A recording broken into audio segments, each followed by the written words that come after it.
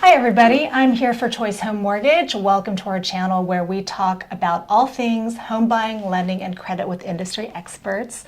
Today we're going to talk all about 2022 California conventional loan limits with our very own senior loan officer, Esther Beatty. Esther, Hi. welcome. Thank you. Let's just dive right in. Yeah. California conventional loan limits, that's a mouthful. Yep. I'm going to start off with a two-pronged question. First of all, what is a conventional loan limit, and what is, actually, scroll that. What is a conventional loan, and what is a conventional loan limit? So Okay. that's a two-pronged question right off the bat, if you could answer that question for me. In a nutshell, basically you have a conventional loan, which they're backed by Fannie and Freddie. So you have Fannie Mae and you have Freddie Mac. They determine what is conforming into them to be able to sell on the secondary market. So with conforming loan limits increasing every year in the state of California, they always look at what is housing doing, and obviously we all know housing is increasing in the state of California. It's more expensive to live in certain counties across the board, right? You've got San Francisco. So those loan limits are going to be different than maybe a Kern County. So it just costs more to live there and to be able to afford to buy a home there. So for instance, Orange County, it's got the highest increased conforming loan limit, which means that the loan conforms to Fannie and Freddie standards to be able to be sold on the secondary market. So for instance, on a conforming one unit property in a normal across the board county in California, it's $647,200. That's they're expecting January 2022. However, if you live in you have like a higher loan limit in San Francisco County, so those will be then considered into a higher balance before it goes to jumbo, right? So those are going to be right around anywhere depending on your county loan limit itself, specifically 970, 800, and then it becomes jumbo, which is a completely set of different guidelines. But yeah. So we'll probably go back and talk about jumbo in a little bit because we're going to be talking about a lot of different types of loans. But why would a person consider like a conventional loan just off the top of just off the top of my head? Why would a person consider that versus any other type of loan? So conventional loans are going to be the lowest rates, the best closing costs, but you have to have like all of the standard.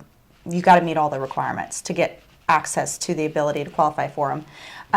Conventional loans are the easiest, and they close typically a lot faster than if you're trying to qualify for an FHA. So you would always want to try to qualify for a conventional loan if you can. And how would a person qualify for a conventional loan? So you'd submit your documentation for your income. And depending upon what your goal is, if you're trying to purchase or if you're trying to refinance, those are obviously different conversations because there's two separate goals, right? So you would want to submit your documentation. Your credit score matters. So depending upon where your credit is, if you've had any late payments on any mortgages in the past, all those things matter, along with if you have just one person or two people are going on there. So you have what's considered a debt-to-income ratio. That's extremely important when trying to qualify for conventional loans. You have to be under 43% typically, unless you have, let's say, reserves, 401k, stocks, bonds, something like that. That can help strengthen your file. So Great.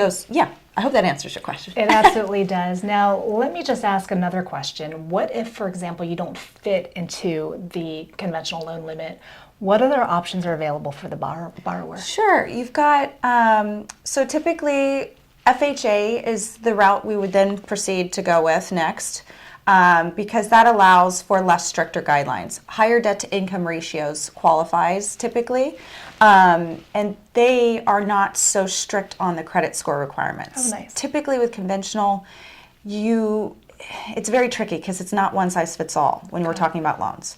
And everyone has a different story to tell to the lender, right? So us as loan officers, we try to figure out based upon what your goal is, if we can get you there and what product would actually get you there, most likely. and getting a full approval from underwriting. So with FHA, they allow typically a 580 as the lowest credit score qualifier. However, with FHA, you do carry called mortgage insurance because it's a more risky product. So you pay your principal and interest payment along with your taxes per month, your insurance per month. They're all set up to, it's called an impound account to set up to pay each month. And then you pay what's called mortgage insurance on top of the taxes and insurance. So, and what is mortgage insurance exactly, and how does that fit into having an unconventional loan? Yeah, it's not a conventional loan, so it's a riskier product. So the bank is saying, I'll lend to you. However, but because I'm lending to you at this riskier thing, I need to ensure that I'm being able to pay back if you were to ever default. I see. So because of that, like conventional loans, they don't have that because you've already fit a very snug box. The whole purpose is the bank wants to make sure that you have the ability to repay the loan. Absolutely. And that you're not going to default, right? Absolutely. Because then they lose, right? Yeah, so that makes sense. Yeah. That makes sense. Thanks for explaining that. I know sometimes, we see all sorts of topics and they talk about mortgage insurance, PMI, and it gets very confusing for people. So it's great that we're having these types of conversations where I can just ask questions because I'm not in the industry and I'm curious about it. And I'm sure there are a lot of people watching this channel who have these similar questions because it's a very, very knowledge heavy based type it really of is. industry. Yeah. So this is all great stuff. Now, I was going to add too with veterans, right? You have VA loans. Oh yeah. So VA loans is like a whole nother ball game, and only those that qualify are spouses from the deceased veteran or the veteran himself. Oh, so nice. those are really great programs, and if you're 10% or more disabled, that means that you would not have to pay the VA funding fee. Oh, wow. Those do not carry mortgage insurance. Oh, those great. are specific programs for veterans that great. It's great program for the vets. That's great. So FHA and VA, two really, really great programs. And of course, Choice Home Mortgage is able to service those types of loans. Oh, yeah. And we also have other products to get you approved on what's called the non-qualifying mortgage market. Okay. Yeah. So those are whole other guidelines. Totally different program. If you know that you don't, meet the standard guidelines, we start having a different conversation about other programs available. Great. Well, that sounds like a different topic. We'll definitely have to have you back on. It's to a lot talk of information. Yeah. So a lot of information, but that's what you're here for. Yeah, that's why initially when you call and we talk, I want to hear where's your income at, because then I can figure out how do we prove that you can pay. So got to make sure the banks get paid. That's for sure. Yeah, and it's all in the proof. So. Yeah. So I have a question here about Fannie Mae and Freddie Mac loan guidelines. Now, can we talk a little bit about what those guidelines are? I've got some of my notes. You've got a minimum 3% down payment. Borrowers need decent or even good credit scores. Borrowers need a low debt-to-income ratio. Proof that you can afford not only the monthly payments, but the down payment and closing costs too. So can you just talk about some of these things? When people read about Fannie Mae, Freddie Mac loans, it gets really confusing when we start also talking about conforming loan limits and FHA, VA. Talk about that, please. So it's a lot of complex moving pieces when you're talking about a purchase versus just a straight refinance. Fannie's got their own guidelines. Freddie's got his own guidelines, and they have different leniencies. So maybe because of your credit report, you've got some late payments or something that Fannie is like, I don't like this, but then Freddie accepts it. It's not until I'm working on your pre-approval and have a full file that I know. And it's so important as a borrower out there to choose somebody that has your back as a loan officer. Because if we understand your picture and what your goal is, then we can help you the best to figure out how to get you there. So when you're doing purchases, typically you need a minimum of 3% down. FHA has their different guidelines. I believe it's 5% though for conventional, and Jumbo's got their own requirements too. So it's very all across the board. It can get very confusing. Typically, a phone call to a loan officer will help because those change a lot. It's always really important for credit, though. I will say that, because 580 is anything really below 620, good luck on getting approved unless it's FHA. And even some lenders, so we're a wholesaler, right? Some lenders out there, if I take you to this bank this bank may say, no, we only accept 620 and higher, even on FHA. It doesn't matter. But this bank may say, oh, I'll accept 580. But in my experience as a loan officer, who do I know is actually going to get them to the closing table? That's another thing, right? So not all banks work the same, and they have their different overlays compared to just what Fannie and Freddie say too. So it's even more complex. And that's why we have senior loan officers and amazing mortgage brokers, and that's why we're here talking with these subject matter experts, so that you can really, really get the inside scoop from people who not only know the industry, but who really want to help you get to that loan. I look at it as, the more I talk to, people like you, people like Greg, you're almost like coaches in order to get, we talk about brokers, officers, and that's so technical, but if we just think about it, we're just really here to get you from here to there. And we really want you to, and from what I understand too, we're not, you're not paid unless, not paid by the seller. I'm sorry, not paid by the borrower, excuse me. Right. So we don't get paid by the borrower. No, we get paid on getting your loan funded. That's simple as that. As a broker, a wholesale lender, which is what we are, we go and shop it for you. We make money from the lender. So it's just, we want to see you succeed also. As a company, we're all about service, and we want 5-star reviews. We are the type of people, we want to feel good about helping others, and we want clients for life. So that's what our strategy is. And I know we've got great 5-star reviews, numerous ones. So, thank you for those.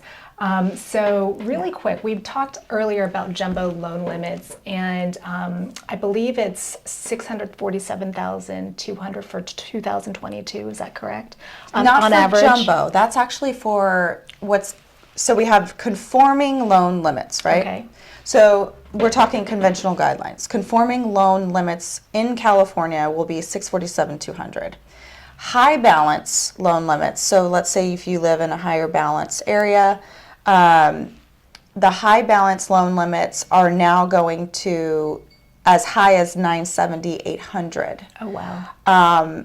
In certain counties. Now, let's say if you live in a county that the cost of living is not as high as like San Francisco, then that county loan limit, it is literally broken down per county as to what the conforming is, and then what the high balance might be. So anything above the new number of $647,200 would then go, let's say, $970,000, $800,000. That would still be in conforming, like pricing, right? It's just in a higher balance category and not yet a jumbo.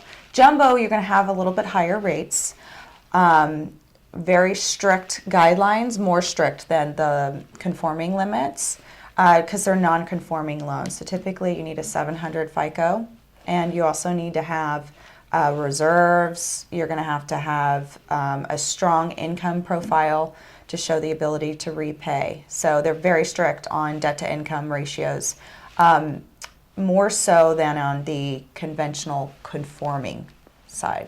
Gotcha. So lots of different types of loan programs, and obviously our brokers and our loan officers can help you with all of those different types of programs. Yeah, because even if you can't get like a jumbo loan, right? If you don't qualify for that, maybe we find you something better that you actually do qualify for, so that you can purchase that house that you want to find. You just have to adhere to the guidelines. I mean, it's black and white with Fannie and Freddie. Simple as that. Who knew Fannie and Freddie could be so black and white, right? So I think that about covers it in terms of jumbo. Oh, well, we did talk about how you qualify. I think that about covers it for California conforming, conventional conforming. What do you prefer, conventional or conforming loan limits? So I would say conforming loan limits is the correct terminology, because that allows you to understand that they conform, the loan limit itself conforms to what Fannie and Freddie are talking about in terms of what your median housing price is in that specific county. That's the correct terminology for it. Great. And obviously a conventional loan would conform to the loan limit to meet the guidelines. That makes sense. That Yeah. makes a lot of sense, and I appreciate your explaining that to me. I Yeah. came in here with a topic, and of course, our senior loan officer, Esther, has me corrected, which is great because that's what we're here for. I'm here to learn, and hopefully, you're also learning as well. I think that about covers it on this topic. Do you have anything you'd like to add? For any questions, honestly, give me a call. I'd love to talk with you. I'm all about educating and making sure that you understand what it is that you're doing and what your goal is so that I can best help you also. Yeah. Great. Well, thank you so much, Esther. We'll be coming back with more of insights from Esther and some of our other loan officers as well as our mortgage brokers. And if you found this video helpful, please like and subscribe to our channel. We'll be bringing you more and more content to help you along the process of purchasing or refinancing your home. We're here to help you make the right choice. Thank you so much, Esther. Thank you.